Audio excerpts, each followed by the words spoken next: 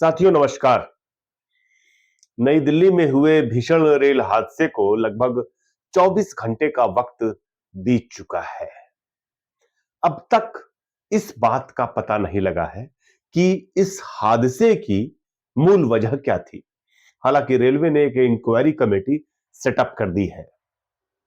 दरअसल यह एक सच्चाई है कि हमारी रेल, भारतीय रेल, जिससे हम सबके जीवन की तमाम कहानियां जुड़ी हुई थी, तमाम स्मृतियां जुड़ी हुई थी, अब हमारे दुख की चीज हो गई है। रेलवे यात्रा कितनी कष्टकारी है, यह कहने की जरूरत नहीं है। यह सब आप लोग बार बार रोज रोज महसूस करते होंगे। लेकिन यह जो हादसा हुआ नई दिल्ली, देश की राजधानी, वहां की रेल की पटरियों के पास जिस तरह से लोग दब करके, बेहोश होकर के दम तोड़े हैं, वह चौंकाता है, वह हैरान करता है। मैंने जानने की कोशिश की कि दरअसल क्या वजह रही इस हादसे की, इस बड़े हादसे की जो नई दिल्ली रेलवे स्टेशन पर हुआ। मेरी तमाम साथियों से बात हुई, कुछ पत्रकार साथियों से भी हमने बात की और उसके अलावा रेलवे के तमाम अफसरान से भी जानने की कोशिश की। तो एक बात बहुत साफ समझ में आई। नई दिल्ली रेलवे स्टेशन पर इस भीषण हादसे की सबसे बड़ी वजह थी ट्रेनों का समय से नहीं चलना। दूसरी सबसे बड़ी वजह थी कुंभ मेले में 100 करोड़ों लोगों को बुला करके उनका इंतजाम करने की बात करने वाली सरकार ने भीड़ तो बुला ली 144 साल का डर दिखा करके, लेकिन रेलवे को इसके लिए तैयार बिल्कुल नहीं किया गया। जो ये स्पेशल ट्रेन की बात कह रहे हैं, अब बोल रहे हैं, लिपट पोती करने की कोशिश कर रहे हैं, दरअसल यह स्पेशल ट्रेनें किस समय चलाई जानी चाहिए, उनका प्रबंधन कैसे होना चाहिए, इसको लेकर के रेलवे ने बिल्कुल भी तैयारी नहीं की थी। और तीसरी और सबसे इंपॉर्टेंट चीज यह थी कि रेलवे अधिकारियों, रेलवे पुलिस की हठधर्मिता, इन लोगों ने जोर जबरदस्ती के साथ कल शनिवार रात को पूरे नई दिल्ली रेलवे स्टेशन का संचालन किया। ये चाहते तो इस घटना को रोक सकते थे, बिल्कुल रोक सकते थे। आपको कुछ चीजें बताना चाहूंगा मैं, आप जानिए, ये जरूरी है।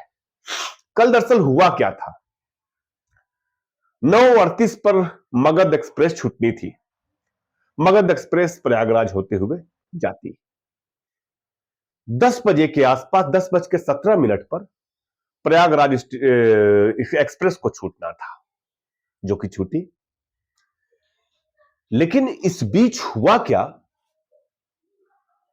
प्लेटफॉर्म नंबर 14 से ये दोनों ट्रेनें, पहले मगध एक्सप्रेस फिर प्रयागराज एक्सप्रेस को जाना था। चूंकि दोनों प्रयागराज होते जा रही थी, तो जो कुंभ जाने वाले यात्री थे उनकी भीड़ उमड़ी उस प्लेटफॉर्म पे। उसके अलावा दो रेगुलर ट्रेनें, भुवनेश्वर एक्सप्रेस जो कि प्रयागराज होकर जाती है, 10 घंटे लेट थी। सुनते जाइए, स्वतंत्रता सेनानी एक्सप्रेस 3 घंटे लेट थी। ये जो भुवनेश्वर राजधानी थी, ये प्लेटफॉर्म 13 से जानी थी। ट्रेनों के लेट होने और प्लेटफॉर्म 14 पर दबाव पड़ने की वजह से जो रेलवे पुलिस थी, उसने भीड़ का क्रम रोकने की कोशिश की प्लेटफॉर्म 14 और 15 के आसपास। भीड़ बट गई, बेतरतीब हुई, जिससे प्लेटफॉर्म 14 पर और जो प्लेटफॉर्म 16 का एस्केलेटर है, उसके पास भगदड़ की स्थिति हुई और लोगों ने दब करके दम तोड़ना शुरू कर दिया। दुखद यह था कि जब आप स्पेशल ट्रेन की घोषणा करते हैं, रेलवे ने स्पेशल ट्रेन का ऐलान जरूर किया, जब देखा कि भीड़ बढ़ रही है तो स्पेशल ट्रेन का ऐलान करें। लेकिन उतनी भगदड़ में किसको सुनाई दे रहा है कि आप प्रयागराज जाएंगे कि कहां जाएंगे? किसी को सुनाई दे रहा है? आप एक प्लेटफॉर्म पे घोषणा करते हैं कि इस प्लेटफॉर्म से जाएगी, फिर बाद में प्लेटफॉर्म बदल देते हैं। जो सबसे महत्वपूर्ण था कि इस पूरे मेले को लेकर के ये चीज प्रयाग कुंभ के भीतर भी दिखाई दी और हमारे रेलवे स्टेशन पे भी एक बड़ी जंबो डॉक्टर्स की टीम, मेडिकल केयर की टीम तैयार रखनी चाहिए थी। जब आप जान रहे हैं कि भीड़ का इतना बड़ा रेला उमड़ेगा और ये सारे के सारे लोग प्रयागराज जाएंगे, तो आप ये तैयारी कर सकते थे। लेकिन रेलवे ने कोई तैयारी नहीं रखी। जो पार्सल की गाड़ियां होती हैं, जिस पर लोग बोतल वोतल लेकर के ट्रेन में चढ़ाते हैं, जिस पर डब्बे चढ़ाए जाते हैं, उस पर यात्रियों को ले जाकर के अस्पताल ले जाया गया। आपको कहने में मुझे कोई भी बिल्कुल भी दो राय नहीं है कि हमारी रेल हमारी बेबसी का सामान है। ऐसा नहीं है कि भगदड़ मच गई तो समस्या पहले नहीं रही होगी। आप कभी आकर के देखिए नई दिल्ली स्टेशन पे प्लेटफॉर्म 14 से लेकर 16 तक का जो हाल रहता है। मगध एक्सप्रेस में खासतौर से बिहार जाने वाली ट्रेनों में यात्री वैसे चढ़ाए जाते हैं, पुलिस वाला मोटा डंडा लेकर आगे खड़ा रहता है, कुली सीट को पैसे से बेचने के लिए तैयार खड़े रहते हैं और बहुत बड़ी लंबी लाइन, यात्रियों की सर पर बक्से लादे, झोला लादे बिहार का मजदूर। यूं लगता है कि हम सेकेंड वर्ल्ड वॉर 1942-41 की ओर चले आए हैं और ये ट्रेन जो है थर्ड रीच की ओर जा रही है। यह बना दिया हिंदुस्तानियों को गुलाम। इस बात में बड़ा आश्चर्यजनक है कि हमारे देश में पहले रेलवे बजट अलग से प्रस्तुत होता था तो पता लगता था कि कौन सी नई ट्रेनें शुरू हो रही हैं, क्या कुछ नया हो रहा है, किराया घट रहा है कि बढ़ रहा है। अब रेलवे का बजट भी सीतारमण जी के साथ मिक्सअप कर दिया, पता ही नहीं लगता क्या होता है क्या नहीं हो रहा है, रेलवे के की सेवाओं में क्या सुधार हुआ क्या नहीं हुआ। और हम लोगों का रेल मंत्री इस देश का अश्विनी वैष्णव, कमाल के हैं साहब। आप तो आपके अफसरान पत्रकारों को धमका रहे हैं, रिपोर्टिंग नहीं करने देंगे, अपना आई कार्ड दिखा दीजिए। यह कोई बात होती है? पत्रकार क्यों आई कार्ड दिखा देगा भाई आपको? Who are you? और रोकने वाले कौन होते हो आप? आप किसी जर्नलिस्ट को कोई खबर, जर्नलिस्ट छोड़िए, एक आम आदमी जो किसी घटना के स्थल पर खड़ा है, जहां पे घटना घटी है, कोई दुर्घटना घटी है, अगर वहां से वो रिपोर्ट कर रहा है तो आप उसको कैसे रोक सकते हो? यह उसकी अभिव्यक्ति की जो आजादी है उसके खिलाफ वाली बात है कि नहीं बात?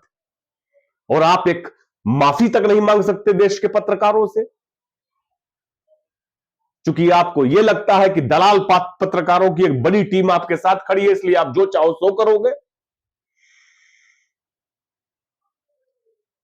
कुल मिलाकर के एक बात बहुत स्पष्ट है कि कोई जिम्मेदारी जैसी चीज इस गवर्नमेंट में नहीं रह गई है। जो दिल्ली के हादसे का सबब है, उसके पहले कुंभ के हादसे का, कुंभ में जिस तरह से मृत्यु के आंकड़े छुपाए गए और नई दिल्ली रेलवे स्टेशन पर मुझे आश्चर्य होता है, रात को घटना घटी, सवेरे सीपीआरओ कर रहा है कि रेलवे का कि अब सब कुछ सुधार हो गया है, सब कुछ ठीक हो गया है, खाक ठीक हो गया है। एलएनजेपी के आगे जो अस्पताल है, एलएनजेपी दिल्ली का, उसके आगे इतनी बड़ी सिक्योरिटी फोर्स क्यों खड़ा की गई है, जरा बताना चाहिए। इस बात का जवाब रेलवे मिनिस्ट्री को देना चाहिए कि हथियारों के साथ इतनी बड़ी सुरक्षा खड़ा करने की वहां एलएनजेपी में क्या जरूरत है? मीडिया को इसके पहले तो किसी हादसे की कवरेज करने को नहीं रोका गया, एलएनजेपी में आप क्यों रोक रहे हो?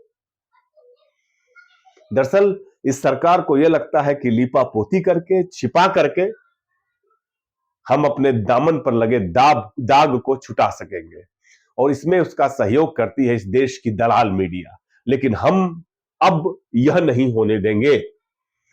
इस देश में जो पैरेलल जर्नलिज्म है, जो हाशिए की पत्रकारिता है, उसको सामने आना होगा और उसको लगातार इस चीज की रिपोर्ट करनी होगी, क्योंकि ये रेल हादसे कोई आज की बात नहीं है, रोज हो रहे हैं, बार बार हो रहे हैं। फिर मिलते हैं। नमस्कार।